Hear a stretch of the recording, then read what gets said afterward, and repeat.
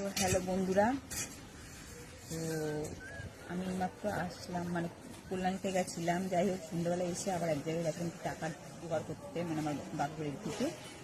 তো যাই হোক, এখন মানে আমার বরের কন্ডিশন হচ্ছে খুব খারাপ, মানে শরীরটা খুব ঝাঁঝরাই হয়ে গেছে বলতে পারো এক পক্ষে। আর আজকে যদি আমি না ভর্তি করতাম, আজকের অবস্থা খুব খারাপ হয়ে গেছিলো। ওই জন্য সঙ্গে সঙ্গে অ্যাডমিট করে নিয়েছে ডাক্তারে। আর ডাক্তারই আমাকে ফোন করে ডেকেছিল, কালকের রিপোর্ট খারাপ দেখে ডাক্তারই ফোন করে ডেকেছিল আমাকে।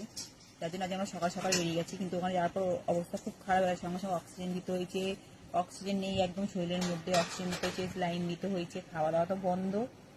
তো এই হলো ব্যাপার। তো এখন আমি যে ডিউটিটা করছিলাম, আমাকে ডিউটি পুরো ছেড়ে দিতে হলো। তার কারণ হচ্ছে আমি আজকে কোনো রকম দরকারের জন্য আমি এখানে এসেছি, একটু টাকা পয়সা অ্যারেঞ্জের জন্য। তো জিনিসও নেওয়া হয়নি, জামা কাপড়, তার জন্য এসেছি। কালকে সকালে যে আমি চলে যাবো টানা আমাকে 24 ঘন্টা ওর কাছে থাকতে হবে।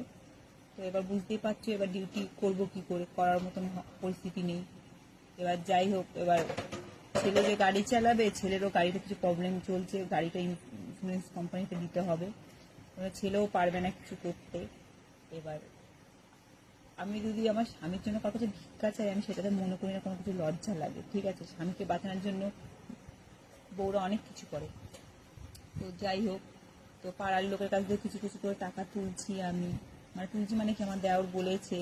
তো শ্বশুরের লোকেও কিছু দিচ্ছে, আমার বাপের লোকও কিছু হেল্প করছে। তাতেও মানে আমার এখন টাকার কিছু দরকার, এখনো মানে সম্পূর্ণটা হয়ে ওঠেনি। ওখানে হয়তো মানে মানে ওষুধপত্র নিজেদেরই খরচা, এমনি বাদ বাকিটা মানে খাওয়া দাওয়াটা ডাক্তারটা ফ্রি, আর আদার্স সবই লাগছে, বেড ভাড়া ফেড ভাড়া সবই লাগছে, কম লাগছে এটাই আর কি। কিন্তু ওষুধের দামটা বেশি না। এবার আমি চালাবো করে, তোমরা বুঝতেই পারছো, আমি একটা মেয়ে মানুষ। আমার এমন নেই যে ব্যাংক ব্যালেন্স আছে, আমরা দিন আনি দিন খাই, মানে আমাদের রোজগার যতটুকু হতো ততটুকু, বাড়ি ঘর করতে গিয়ে আমার খুব নিঃস্ব হয়ে গেছে।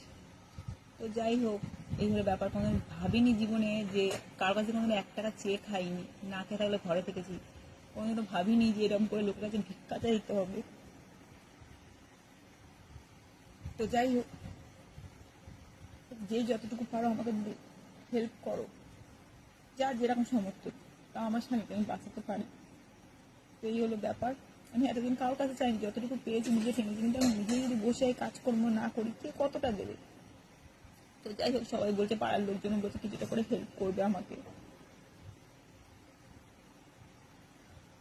তো যাই হোক, সবাই যদি আমাকে একটু করে হেল্প করো, কে যার যেরকম সামর্থ্য। আমি বলছি না যে আমাকে অনেকটা, তাহলে আমার স্বামীকে আমি বাঁচিয়ে ঘরে ফিরিয়ে আনতে পারি। তো এই হলো ব্যাপার। তো চলো, এইটুকুনি ভিডিও দেখ, মানে এইটুকুনি বলার ছিল, জাস্ট ভিডিওটা আমার করা। তো এই ব্যাগ ফ্যাগ গুছিয়ে নিয়েছি, এই যে ব্যাগ ফ্যাগ গুছিয়ে নিয়েছি। সকাল সকাল বেরোতে হবে, মেয়েটা একা ঘরে থাকবে, সব